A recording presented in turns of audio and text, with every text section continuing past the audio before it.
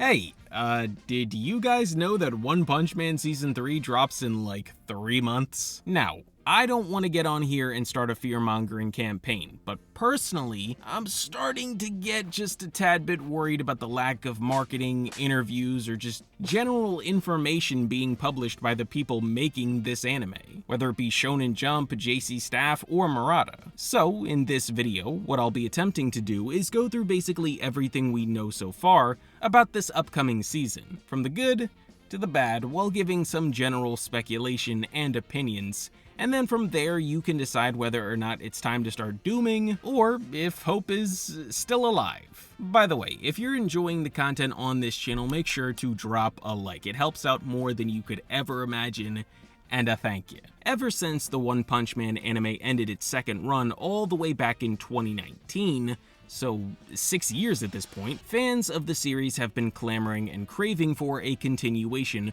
for a multitude of reasons. Primarily, I believe, because the subsequent arc is hailed as the best in the manga by far. And judging by all the hype from the time that those chapters were airing, in addition to some of the images and story beats that I've seen, I can definitely see why it's praised in such a manner. Especially since Garo, who is, and this probably isn't outlandish to say, most people's favorite character within the series, the disavowed martial artist takes center stage in a much more significant way than before, and the character writing, development, and action that takes place is top-notch. In short, the hype is justified. Now, secondarily, I strongly believe the reason why there is so much anticipation for this third season is because many hold the opinion that when this anime switched studios from Madhouse to JC Staff, the crown of quality that the show had once held was disgraced by the time the first trailer dropped for Season 2. Just off of the very first preview, it was abundantly apparent that things were going to look different. Which, oh boy, they did. And I stated previously that many held the opinion that when this anime switched studio things got worse, it's basically an objective fact that almost every facet of the second season is a downgrade from the first. Now, as much as I myself have taken part in the ragdolling of the studio for failing to live up to the standard that Madhouse established, in all actuality, I don't believe that what JC Staff had managed to accomplish in the time that they were given was that bad. Especially when you take into account just how special Season 1 truly was in terms of how it came to be, and came to be so good. Shingo Natsume, the director of the project, basically pulled off a miracle when it came to its creation. If I'm not mistaken here, the first season of One Punch Man was not given a crazy budget, nor a super lengthy production schedule, like how Dragon Ball Daima was, which started its production a whole 6 years before it eventually aired in 2025.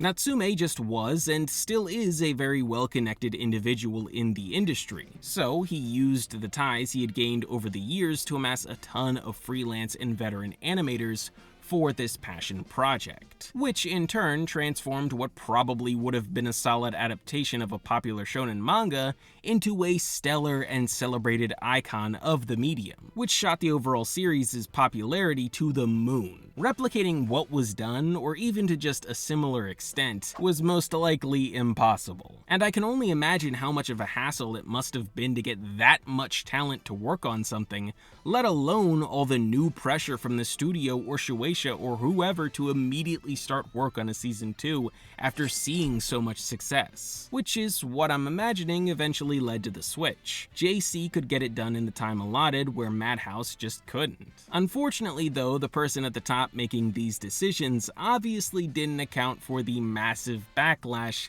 the second season would get due to the dip in quality. So, to circle back around, the One Punch Man anime ended its second season's run all the way back in 2019. It's been 6 years, I'm pretty sure they haven't been working on a third season that entire time, but taking all factors into account, I think it's safe to assume that when October rolls around, there will be a stark contrast from JC Staff's work in 2019 and 2025. In saying that though, I would be remiss not to mention the 2 actual bits of animation for this upcoming season that have been released to the public. They both tell an interesting story, one that reaffirms the hope of a course correction, kinda, and the other, well, let's just say I hope it's an outlier.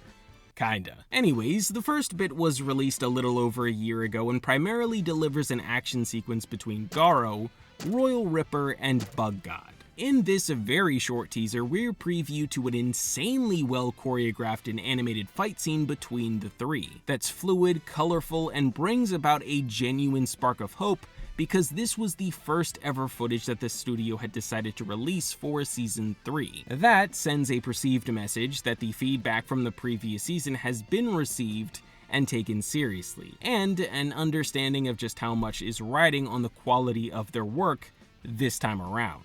It was good to come right out of the gate swinging, especially after the lack of communication for a multitude of years. It is important to note, though, that this bit of animation was pre-animated, which is something I'll explain later on, but the quality of animation still rings true in that reference to the spark of hope. However, as great as that first bit of animation was, the very next bit that they decided to release garnered a very different reaction from the community. Instead of being one small but brilliantly animated fight scene that sends shockwaves of hype throughout the fandom, it's a 42-second trailer that shows off some of the pro heroes and Saitama in a far less epic way. Still images coated in a very strange aura take up a lot of screen time for this trailer, and the very little amount of actual animation we get in it evokes nowhere near the same level of interest. It's not bad or anything, but it is a very miscalculated step from the marketing division, at least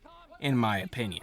That, coupled with the fact that this entire trailer was also pre-animated, made by one person, and with that being the case means that basically all of its contents won't even be in the actual show when the season airs? Again, it just screams miscalculated step. Before I get ahead of myself though, there are two different meanings that can be discerned from these actions. One is the Doomer way, which goes like this. Because of the general lack of promotional material for a show that's dropping in less than half a year, along with the pre-animated trailers that in no way give a real look at the episodes we'll be seeing, this says that the production of Season 3 has been plagued by a myriad of issues, which has left the entire season in a state that mirrors Season 2, or may even be worse considering how much grander the material is that they're supposed to be adapting. Now, the other way to look at it is more optimistic, which goes like this. Because of the general lack of promotional material for a show that's dropping in essentially less than half a year, along with the pre-animated trailers that in no way give a real look at the episodes we'll be seeing,